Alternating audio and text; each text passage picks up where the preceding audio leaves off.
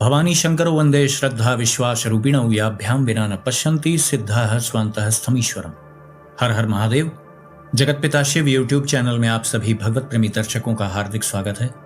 भगवान श्री वटुकेश्वर महादेव जी की कृपा से आप सभी स्वस्थ सकुशल और प्रसन्न होंगे, ऐसा मुझे विश्वास है। बंधन से वही मुक्त हो सकता है जो ये जानता हो कि वह बंधन में है। जिसे बंधन का ज्ञान नहीं है या जो बंधन को ही परम उपलब्धि समझ रहा है, तो वह बंधन की वास्तविकता से अभी परिचित नहीं है। यद्यपि इस बात में मूल कारण उस जीव की वृत्ति है। आप किसी व्यक्ति को विवश नहीं कर सकते हैं कि वह इस संसार को बंधन की दृष्टि से देखे। भूल से यदि आपका हाथ अग्नि को स्पर्श कर जाए तो आप तुरंत हटा लेते हैं। क्यों? क्योंकि आपको जलन की अनुभूति हुई तो आपने हाथ हटा लिया। लेकिन वह अनुभूति आपको न होती तो आग से आपको क्या आपत्ति थी? यह बहुत गूढ़ बात है, इसको समझने का प्रयास करें। जो व्यक्ति भौतिक जगत में ही लिप्त है, उसे ही अपने जीवन का सार सर्वस्व समझता है, तो वह अपनी दृष्टि में ठीक ही है। जैसे अपराधी होता है, कोई पापी होता है, तो वह अपनी दृष्टि में तो ठीक ही रहता है ना। अपराध बोध हो गया, अपनी त्रुटि अपने पाप के प्रति पश्चाताप हो गया, तब तो बात अलग है। लेकिन जो संसार में ही रमा हुआ है, तो वह अपनी दृष्टि में ठीक ही है। तभी तो आप देखिए कि अध्यात्म मार्ग में कम ही लोगों का प्रवेश हो पाता है। विशुद्ध अध्यात्म की मैं बात कर रहा हूं। वैसे तो बाह्य रूप से दिखावा करना और कुछ भी आवरण ओढ़ लेना वो एक अलग बात है। यह विशुद्ध अंतःकरण की बात है। तो मैं जो ये कह रहा था कि बंधन का अनुभव होना बड़ा महत्वपूर्ण है। वह जब तक नहीं होता है तब तक वास्तविक यात्रा अध्यात्म मार्ग पे प्रारंभ नहीं होती। मन, बुद्धि, चित्त, अहंकार, यह जब तक भौतिक जगत की ओर लगे रहेंगे तब तक आपको इन भौतिक अदृश्य बंधनों का दर्शन नहीं होगा। आप इसको तत्वतः नहीं समझ पाएंगे। अधिकांश लोगों को इन्हीं बातों से आपत्ति भी होती है। वो ऐसा मानते हैं कि भौतिक जगत में आए हैं तो अधिक से अधिक सुख भोगने का हमें प्रयास करना चाहिए, ऐसे उद्यम करने चाहिए जिससे अधिक से अधिक हमें सुख प्राप्त हो। हाँ ठीक है, नदी में डूब के ही नदी को पार कर सकते हैं ना, या तो फिर नाम रूपी नौका हो आपके पास। जैसे आप कह रहे हैं कि संसार में आए हैं तो भौतिक भोगों का हमें भोग करना चाहिए, अधिक से अधिक सुख भोगने के प्रति हमें तत्पर रहना चाहिए। लेकिन इनका प्रयोग हमें उचित मात्रा में करना है। जैसे औषधि का प्रयोग हम संतुलित मात्रा में करते हैं। ऐसा नहीं है कि कोई औषधि बड़ी उपयोगी है, बड़ी गुणकारी है, तो हम उसे अधिक मात्रा में सेवन कर लें तो हम जल्दी स्वस्थ हो जाएं। ऐसा नहीं है। नदी भी हम पार करते हैं तो नदी में थोड़ी देर के लिए तो डूबना पड़ता है ना, शरीर को गीला करना पड़ता है। उसी प्रकार से यदि भौतिक जगत में आप आए हैं तो भौतिक व्यवहार तो करना ही पड़ेगा, ये बात ठीक है। भूख लगेगी तो आप भोजन करेंगे, प्यास लगेगी तो पानी पिएंगे, श्वास भी तो आप निरंतर ले रहे हैं। निद्रा आती है तो आप सो जाते हैं, परिश्रम करते हैं तो आप थकते हैं, फिर विश्राम करते हैं। प्रकृति के नियमों का आप पालन करते हैं। तो इससे सिद्ध होता है ना कि हर चीजों का हमें त्याग नहीं कर देना है। वास्तविकता में त्याग तो अंतःकरण से होता है।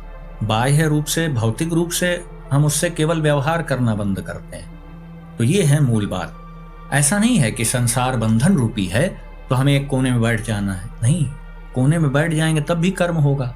आप सोते रहेंगे तब भी कर्म हो रहा है। कर्म न करना कर्म न होने की गारंटी नहीं है। श्वास लेना भी एक कर्म है, चिंतन कर रहे हैं वह भी एक कर्म है। यह बात सत्य है कि कर्म प्रतिक्षण हो रहा है।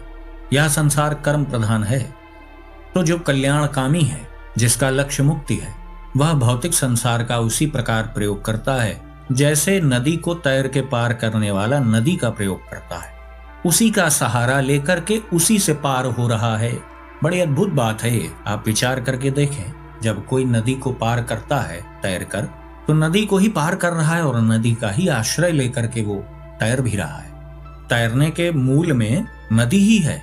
नदी ना हो तो आप हवा में तैर के दिखाएं। तो भौतिक जगत को द्वेष की दृष्टि से नहीं देखना है। सबका उचित प्रयोग करना आपको आना चाहिए। जैसे अग्नि है, वह विशाल जंगलों को भी जलाकर राख कर देती है, लेकिन उसका नियंत्रित रूप से प्रयोग किया जाए तो वह आपके लिए भोजन भी पकाती है। अग्नि के द्वारा आप प्रकाश भी उत्पन्न करते हैं। तत्व एक ही है, उसका प्रयोग आपकी चित्तवृत्ति पर निर्भर है। हम भौतिक जगत को कैसे, किस दृष्टि से देखेंगे, इसके बहुत से कारण होते हैं।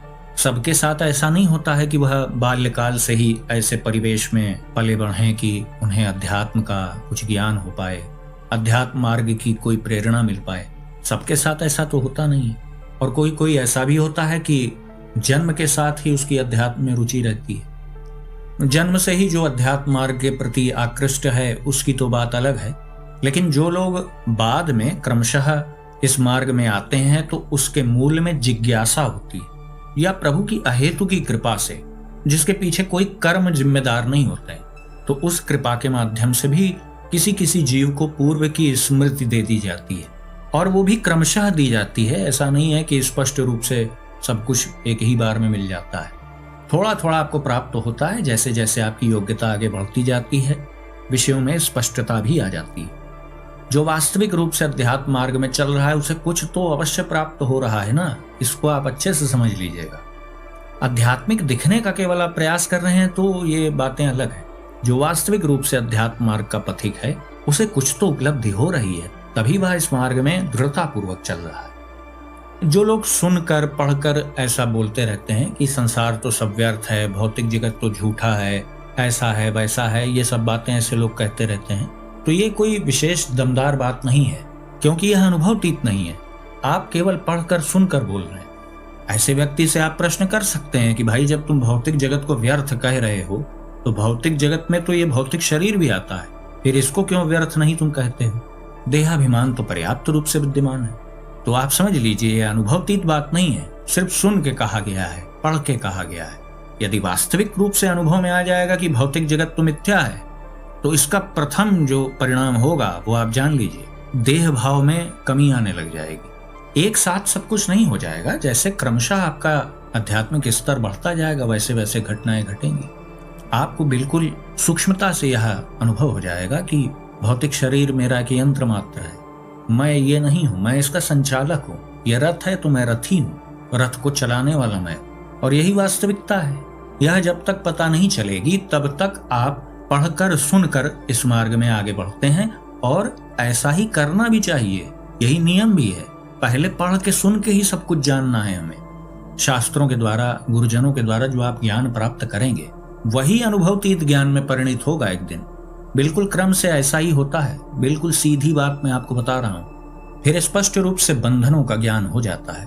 हो सकता है जिस विषय वस्तु को आज आप बहुत सुखदायी समझते हो तो उसकी स्पष्टता सामने आ जाएगी। परिणाम स्वरूप फिर उससे चित्त हटने लगेगा। चित्त कहाँ जाएगा? उस त्रिगुणातीत सत्ता के पास जो कल भी था, आज भी है, आगे भी रहेगा।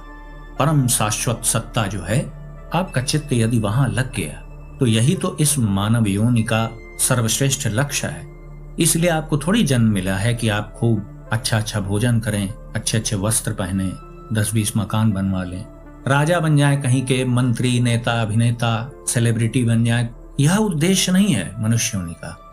हाँ, इन सब विषयों का आप संतुलित मात्रा में प्रयोग करके, अपने हित में इनका प्रयोग करके आप अपने परम लक्ष्य को प्राप्त कर सकते हैं, इसमें कोई दो राय नहीं। ऐसा बिल्कुल नहीं कि जो कोई बहुत उच्च पद पे बैठा हुआ भौतिक विषय वस्तुओं का वो स्वामी है तो वो मुक्त नहीं हो सकता है। आपकी मुक्ति में भौतिक जगत बिल्कुल भी बाधक नहीं है। मुख्य बाधा है अज्ञान, और अज्ञान की एक ही दवा है, और वो है केवल विशुद्ध ज्ञान। शिव महापुराण की वायवी संहिता के पूर्व खंड के 5वें अध्याय में ऋषिगण वायु देवता से प्रश्न करते हैं कि आपने वह कौन सा ज्ञान प्राप्त किया जो सत्य से भी परम सत्य एवं शुभ है, तथा जिसमें उत्तम निष्ठा रखकर जीव परमानंद को प्राप्त करता है। अज्ञान ही बंधन का कारण है। भौतिक जगत हमें बांधा नहीं है, तो वह अज्ञान किस ज्ञान से दूर होगा? वही प्रश्न यहाँ पर मुनिगण पूछ रहे हैं। वायु देवता इसका उत्तर देते हैं, पशुपाश पति ज्ञानम यल्लब्धम तु मया पुरा तत्र निष्ठा परा कार्या पुरुषेण सुखार्थिना अज्ञान प्रभवम दुखम ज्ञाने नैव निवर्तते ज्ञानम वस्तु परिच्छेदो वस्तु च त्रिविधम स्मृतम। अर्थात पवन देवता बोलते हैं, हे महर्षियों, मैंने पूर्व काल में पशुपाश और पशुपति का जो ज्ञान प्राप्त किया था, सुख चाहने वाले जीवों को उसी में ऊंची निष्ठा रखनी चाहिए। अज्ञान से उत्पन्न होने वाला दुख ज्ञान से ही दूर होता है। वस्तु के विवेक का नाम ज्ञान है, और वस्तु के 3 भेद हैं, अजडम चा जडम चैवा नियंत्र च तयोरपि पशु पाशः पतिश्चेति कथ्यते तत्रयम् क्रमात्। अर्थात जड़ यानी प्रकृति, चेतन यानी जीव, और उन दोनों का नियंता, उन सबका स्वामी कौन है? परमेश्वर भगवान सदाशिव। इन्हीं तीनों को क्रम से पाश, पशु तथा पशुपति कहते हैं। यद्यपि पाशुपत मार्ग द्वैत मार्ग है, यहाँ पर जीव अपना अस्तित्व अलग मानता है और परमेश्वर का अस्तित्व अलग मानता है। भगवान आद्य जगत गुरु शंकराचार्य जी तो अद्वैतवाद के प्रवर्तक हैं, लेकिन सभी मार्ग प्रभु को प्राप्त करने के हैं। जो जिस भाव से प्रभु को प्राप्त करना चाहता है वो कर सकता है। समस्या इसमें नहीं है, समस्या ये है कि हम कितने प्रयत्नशील हैं, कितने तत्पर हैं। मन की सहज गति भौतिक जगत की ओर है, उसे अध्यात्म की ओर ले जाना प्रारंभ में बहुत कठिन है, यद्यपि असंभव कुछ भी नहीं। तो यहाँ इन श्लोकों में क्या बताया गया कि जो पाश है यानी जो बंधन है वह कौन है? जड़ प्रकृति। अजड़, अजड़ यानी चेतन। चेतन कौन है? जीव। तो जीव को ही पशु की संज्ञा दी गई। पाश है प्रकृति, पशु है जीव, तथा इन सब का जो नियंता है, स्वामी है, वह पशुपति है, वही भगवान शिव है। अब आगे देखिए क्या कह रहे हैं पवन देव। अक्षरम चाक्षरम चैव अक्षराक्षर परम तथा तदेतत् तृतयम् भूम्ना कथ्यते तत्ववेदी भी। अर्थात तत्वज्ञ पुरुष प्रायः इन्हीं तीन तत्वों को क्षर, अक्षर तथा उन तीनों से अतीत कहते हैं। पाश क्या है? क्षर है। क्षर यानी जिसका क्षरण हो सकता है, जो एक दिन नष्ट हो सकता है, वह अक्षर है। अक्षर कौन है? जीव, जिसका कभी विनाश ही नहीं होता, वह अक्षर है। और तीसरा उन दोनों से अतीत। उन दोनों से अतीत कौन है? उनका स्वामी भगवान पशुपति। अक्षरम पशुरित्युक्तः क्षरम पाश उदाहृतः क्षराक्षर परम यत्तत् परिरित्य विधीयते। अर्थात क्षर तत्व का ही नाम पाश है। पाश यानी बंधन, आने जाने वाला है। क्षर अक्षर दोनों से जो परे परम तत्व है, उसी को पति या पशुपति कहते हैं। पतिरित्य विधीयते, इन सब का पति वही पशुपति भगवान शिव है। तो इस प्रकार से यह भी प्रभु को प्राप्त करने का एक मार्ग है। अब आप कहेंगे कि इसका वास्तविक ज्ञान कैसे हो? पढ़ के सुन के तो सभी जान रहे हैं। तो फिर घूम फिर के वही बात आती है कि अपने आप को अपने इष्ट के प्रति समर्पित कर दें, अधिक से अधिक उनके नाम का जाप करें। यदि भगवान शिव आपके इष्ट हैं तो भगवान शिव का नाम जाप करें। भगवान शिव के विविध नाम हैं, हजारों नाम हैं। जो नाम आपको प्रिय लगता हो, कोई एक प्रिय नाम आप सुनिश्चित कर लीजिए, उसी का चलते फिरते उठते बैठते मानसिक रूप से जाप करने का अभ्यास करें। कुछ देर पवित्र आसन पर भी आप नाम जाप कर सकते हैं या पंचाक्षरी मंत्र का जाप कर सकते हैं। यदि गुरु मंत्र के रूप में आपको भगवान शिव का कोई मंत्र प्राप्त हुआ है तो आपको नियमित रूप से उसका जाप करना चाहिए।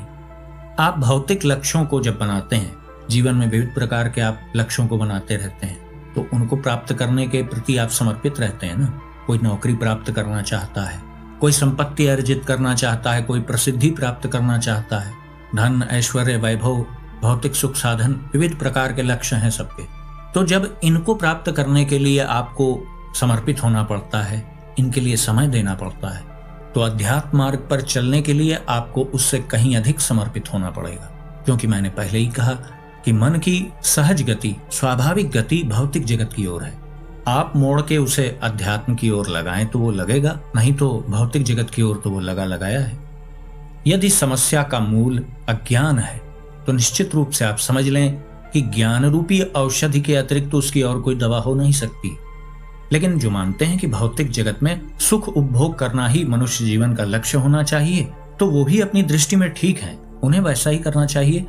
लेकिन जिन्हें ऐसा लगता है कि यह मनुष्य तन ही मैं नहीं हूं, मैं तो कोई और हूं, तो वो मैं पहले कौन था और आगे कौन होगा वो, तो इस प्रश्न का उत्तर प्राप्त करने के लिए वो तत्पर रहते हैं। शिव महापुराण में इस विषय के आगे का भी वर्णन है। किसी अन्य वीडियो में हम उस विषय की भी चर्चा करेंगे। आज का वीडियो हम यहीं समाप्त करते हैं। आशा करता हूं जो भी जानकारी आपको दी गई वो आपको अच्छी लगी होगी। यदि वीडियो आपको अच्छा लगा तो इसे लाइक करें, अपने मित्रों बंधु बांधवों के साथ शेयर करें। यदि इस चैनल का वीडियो आप पहली बार देख रहे हैं तो कृपया इस चैनल को सब्सक्राइब करें। तो भगवान श्री पंचवक्त्रेश्वर महादेव जी से मैं ऐसी प्रार्थना करता हूं कि वो आप सभी को सदा सुखी, स्वस्थ और ऊर्जावान बनाए रखें। मिलते हैं अगले वीडियो में एक नई जानकारी के साथ। तब तक के लिए आप सभी भगवत प्रेमी भक्तों को हर हर महादेव।